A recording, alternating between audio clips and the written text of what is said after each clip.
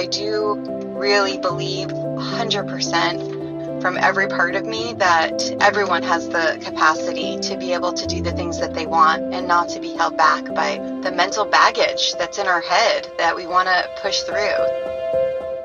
Welcome to the Do the Thing podcast. In each episode, we get down and personal with people who go after the things they want to make all their wildest dreams come true. Join us as we unveil and dissect a formula for what it takes to do the thing. Here is your host, Stacy Lauren. Hey everyone, welcome to the Do the Thing podcast. This is your host, Stacy Lauren. I've had the opportunity to interview so many people doing this podcast, and it has been so rewarding to get a chance to get to know the people I already know even more, and also getting to know people that I haven't met yet. I've interviewed business owners, people that have traveled the world, people that have just sold their businesses, doctors, community leaders, and yesterday I even interviewed a physicist who's working on coming up with strategies for clean energy. Through these interviews, I've really been working on dissecting the Do the Thing formula and really finding the common patterns that help people push past their limits to do the thing. Then I learned about Hartley. Hartley is 10 years old. Hartley's dad, Ron, was a business coach for my past company, and he gave me so much valuable guidance and wisdom. Through his expertise in recruiting, sales training, and leadership coaching, he helps individuals and organizations reach their full potential. He even has a track record for shattering sales and revenue goals. While scrolling LinkedIn, I found a post her dad wrote, and I had to share it with you guys because in this post, he really verbalized so many pieces of the Do the Thing formula. Okay, here it is. 60 days, no sugar. So proud of this girl. We goal set with each of the kids to start this year and talk to them about the why, not just the what or the how. Hartley said she wanted to honor the health that God has given her and do at least 60 days this year with no sugar. Well, she's already done. Now I get to buy some huge donuts and splurge with her. Two things I'm reminded of watching her do this. Number one, the power of accountability. She posted this little countdown chart on our kitchen wall and crossed it off each day. She put it in a place where we could all see it. Number two, doing hard things brings such a sense of accomplishment and joy. Stretch, face fears, grow, start today, stay the course, don't give up. Yes, do hard things. We'll never regret them. I love this post because you could just hear the pride in his voice and also just knowing with her being able to accomplish a goal like this, what that's going to do for her life to be able to learn how to set a goal for yourself and achieve it. Can you guys imagine being 10 years old and spraying off sugar? The resolve and the sheer determination you need to have to say no when it's constantly being presented to you, especially as a kid. After I learned about Hartley, I had to interview her to learn more about how she was able to push past all of the temptations that came her way and really manage to do the thing. Hearing from a 10-year-old how she does it really exemplifies the pieces of the formula that have come from others way beyond her years. And her story really shows how following these key pieces can help you get anything you want out of life. At such a young age, this girl is the perfect example of doing the thing. And not only is her dad proud of her, she's proud of herself. You can hear it in her voice. And after hearing her insightful story, I really hope you'll finally take the first step in doing the thing. It is such an honor and a pleasure to welcome Hartley Alford to the show. Hi, I'm Hartley. I am 10 years old and I live in Washington State. Oh, great. Well, that's good. How long have you been living there? Have you been there your whole life? Yeah. And I would love for you to share what you did and why you decided to do it. Yeah. So why I decided to do it is because I thought it was a good challenge and I thought it was a great way to help me learn how to read labels and stuff like that. And yeah. That's great. And so, and it was so you basically did no sugar for 60 days, right? Yes. Okay. And so how did you make this plan to do it? Well, my mom set up this picture, and every day I would color in a day every time I completed a day. That's amazing. Okay. So you had like a picture, and then every day that you did the no sugar, you basically colored it in to show that you achieved it. Yeah. And were there any days that you had sugar, or did you do no sugar all 60 days? So I had sugar 2 times a week.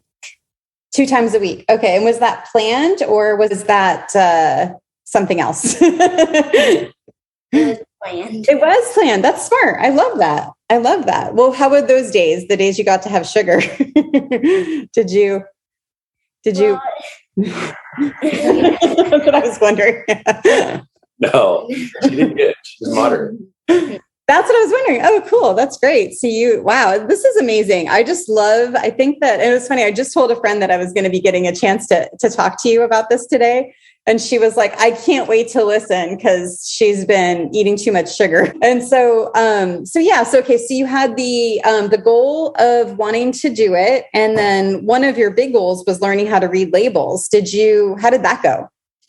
Well, at first I was like, okay, it says no added sugar, but it says sugar right here. And I got confused. And then my parents helped me figure it out. Oh, good. That's great. Let's see. Let me see. Oh, so how did you keep yourself motivated to stay on this challenge? My parents motivated me, and they helped me pick the right foods to eat. And yeah. And then my friends at school helped me motivate me and supported me and said, like, you shouldn't eat that because you should cross out a day and stuff like that. So that's amazing. I was actually really curious about your friends because I think it could have gone so many different ways, where your friends could be asking like, why are you doing this? And come eat with us. But it sounds like they were really supportive and encouraging, huh? Yeah. So at times we were like, you should just have some. And why are you doing this? It makes no sense. And what did you say to them when they said that? I said, well, I just took a trip to Mexico, and my parents wanted me to do some goals for the year. So that was like one of my top 5. And I just wanted to knock it out now. Yeah, I love that. So that's what motivated it, is you guys took a trip to Mexico, and then it sounds like you might have yearly goals with your family. And then this was one of the goals, was to not that you came up with, basically. Yeah. That's cool. What kind of other goals? Is this the only goal for this year? Or did you have other goals that you wanted to do? I did 20 goals. So that was one. And my next one that I'm doing right now, and I'm training for it, is to run 5 miles. Oh, wow. Are you serious? Yeah. That's amazing. Oh my gosh, I'm in love with this so much. This is so cool. This is so cool. So did you start that goal yet? Are you working on it, or are you almost there? Yeah, I'm almost there. I started it a couple weeks ago. So okay. And what are you doing for that? How are you going to run? Like, what's your plan? Like, what did you start doing already? And what's your plan to run 5 miles? Yeah. So I ran a mile, and then a mile half, 2 miles, 2 miles half, 3 miles, 4, and then 5. And then right now, I just finished 3 miles. Okay. And you have like every 2 weeks you're increasing the mile, or is there a certain way that to move up the level? Every week. Every week. Wow. Okay. So a mile 1 week, then a mile and a half, then 2 miles. So every week you're increasing it a half a mile. Yeah. Okay. I think I might start that. And then how often are you running each week? She's working out a few days a week. Yeah. And then one big run on the weekends. Yeah. Maybe. Okay. So are there times that you don't want to do it and then you do it anyway, or how do you get yourself motivated to do that? My parents usually run with me, like 3 miles. We ran around our whole neighborhood a couple of times, and then around my school. Okay. Yeah. I love that. That's so great. So you guys are getting to bond as a family while you're doing this goal. Yeah. So we're basically all doing it. Yeah, that's great. So did the sugar challenge work the same way? Did they do that with you, or did you do that yourself? all by myself. You did? Okay. Yeah. So what was the hardest thing for you with the sugar challenge? Like at school, kids would have like birthdays and they'd bring like these giant cakes and cupcakes and donuts, candy. And I'm like, I want to eat that. And then my friends are like, well, you shouldn't. And I'm like, that's pretty hard. And I'm like, I should just finish the day with no sugar. Yeah. And you did. That's what you said to yourself. And then you were able to do it. Yeah. Wow. That's cool. It's kind of cool when you do something like that too, because then after you just feel good also. It's not like you missed anything. You know what I mean? It's interesting when you actually like hold a goal like that. And then you realize that you actually feel pretty good. Did you kind of feel that way? Yeah. I was like, I'd feel better if I didn't eat sugar. And yeah. Yeah. If I did, then I'd be a little crazy. Well, what do you think's the number one thing that helped you stay motivated to stay on the challenge for the sugar challenge? Probably my parents and family members and friends. And what do you think they did that helped you the most? They helped me like motivate me, and they helped me, pick the right things to eat and what not to eat, what to eat. And they helped me keep me in a straight track and stuff. And what do you think they did specifically that helped you, like help motivate you the most? Like, was it something they said or something they did? Probably what they did, like helped me, and they gave me nice words and stuff like that. Is there anything specific they said that made you like, oh, this is really good? Well, they're like, you got it, keep on going and stuff like that. Yeah. And that's what my friend said. And yeah. I love that. So you just got encouragement. You almost had like a whole sphere of encouragement around you. Yeah. Yeah. That is so cool.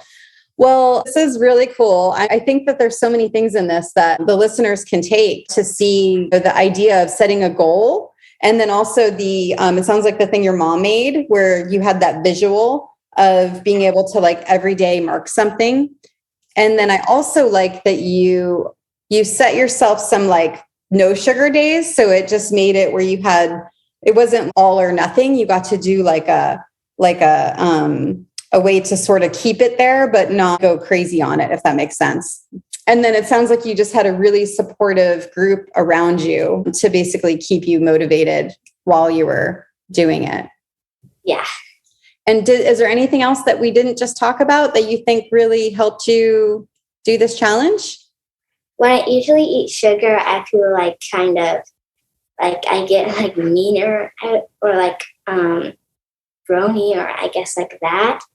And then when my first week when I didn't eat sugar, I was feeling more strong and I could do things better, and I felt nicer to other people.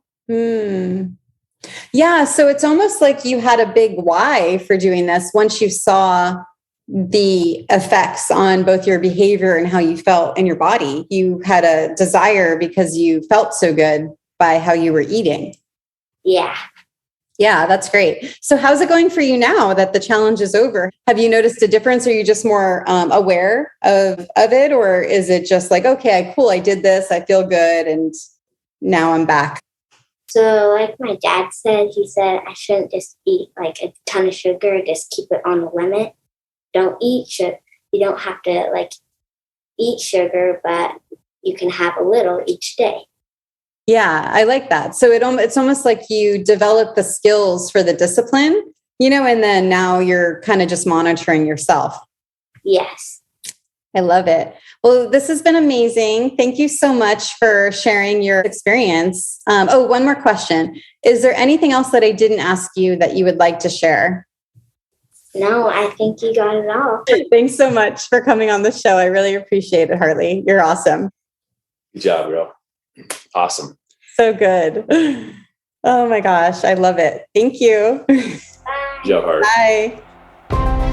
Thanks for listening to the Do the Thing podcast. We hope you enjoyed the show, but even more, we hope you'll be inspired to do the thing. Do you have a burning question on doing the thing that you'd like answered? How about an inspiring do the thing story of your own that you'd like to share? We'd love to hear all about it. Just leave us a voice message at dothething.callcast.co or email us at hello@dothethingpodcast.com.